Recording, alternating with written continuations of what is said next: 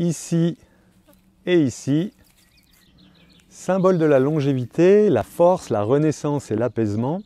Pour les Grecs, il était l'arbre de Poséidon, dieu de la mer et des séismes, tandis que les Celtes l'associaient à l'enchantement.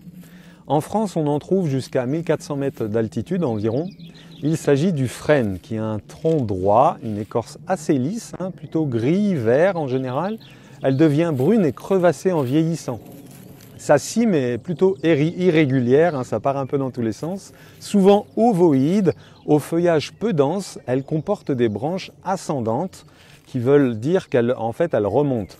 Elles sont plutôt ovales, les branches, et c'est particulier, légèrement aplaties au niveau des nœuds. Donc sa hauteur peut varier de 15 à 40 mètres environ, mais on peut aussi le trouver comme arbuste ou taillé dans certaines haies en plus petite taille.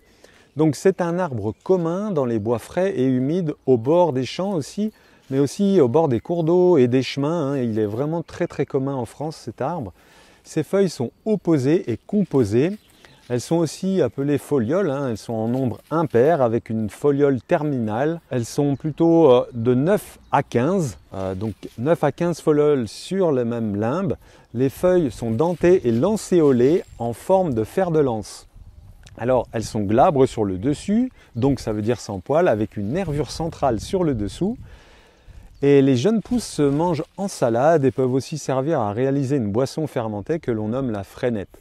Ces fleurs forment de grosses grappes compactes, courtes, d'abord dressées puis pendantes.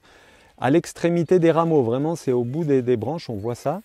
Elles sont dépourvues de pétales et de calices et présentent des étamines de couleur pourpre.